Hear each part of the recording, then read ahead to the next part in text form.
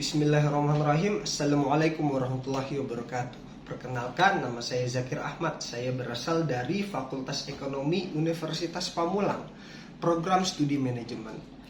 Pada kesempatan kali ini, saya berkesempatan untuk membahas suatu materi yang judulnya adalah analisa sumber dan penggunaan dana. Nah, materi ini berasal dari salah satu mata kuliah saya, yaitu pengantar kredit analis.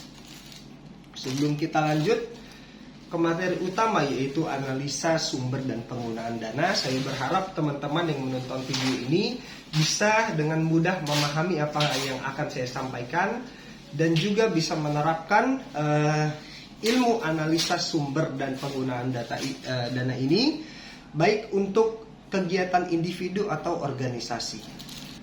Nah, berlanjut ke materi utama, yaitu analisa sumber dan penggunaan dana.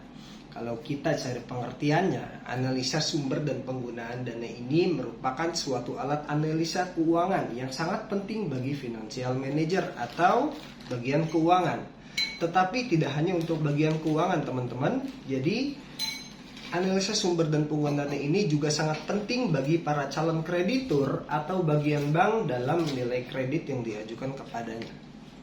Secara singkat, analisa sumber dan penggunaan dana ini berarti adalah suatu alat analisa keuangan untuk mengetahui bagaimana suatu organisasi atau suatu pihak itu mendapatkan sumber dananya dari mana dan akan digunakan untuk apa. Dalam contoh singkat, di dalam dunia pinjam meminjam ada yang namanya debitur dan kreditur.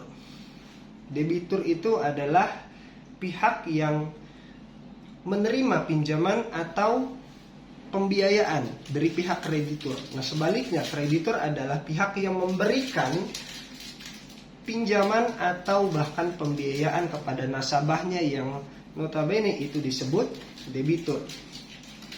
Nah, ketika kreditur ingin meminjamkan suatu pinjaman atau memberikan pembiayaan kepada debitur, maka kreditur ini perlu analisa sumber dan penggunaan dana dari debitur itu sendiri, agar si kreditur ini tahu apakah si debitur ini yang mengajukan kredit kepada kreditur itu layak diberikan pembiayaan atau tidak. Dari contoh singkat dan pengertian yang sudah saya jabarkan, maka kita tahu analisa dan sumber penggunaan dana ini tidak hanya penting bagi financial manager atau bagian keuangan, tetapi ini juga sangat penting bagi para calon kreditur dan bagian bank lainnya. Langkah-langkah yang harus kita lakukan jika ingin membuat analisa sumber dan penggunaan dana, maka kita harus membuat laporan perubahan neraca yang disusun dari neraca 2 tahun berurutan. Nah, laporan ini, teman-teman, itu menggambarkan perubahan dari masing-masing elemen neraca dari neraca awal menjadi neraca akhir. Perubahan masing-masing elemen tersebut perlu dilakukan analisa lagi, yaitu elemen yang akan memperbesar dana dan elemen mana saja yang akan memperkecil dana. Elemen yang akan memperbesar dana tentunya akan menjadikan sumber dana bagi suatu organisasi tersebut. Sedangkan elemen yang akan memperkecil dana itu akan menjadi penggunaan dana atau komponen laba rugi. Dalam suatu alat analisa keuangan, tidak hanya ada analisa sumber dan penggunaan dana itu sendiri, tetapi juga ada analisa vertikal dan analisa horizontal.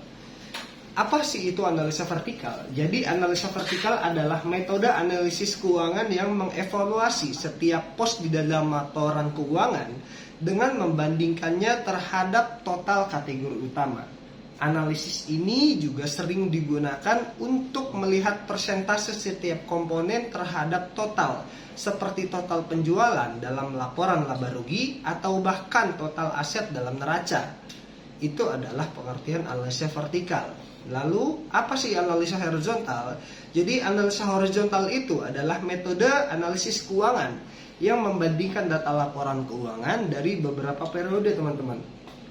Nah, ini untuk melihat perubahan atau tren dalam kinerja perusahaan dari waktu ke waktu.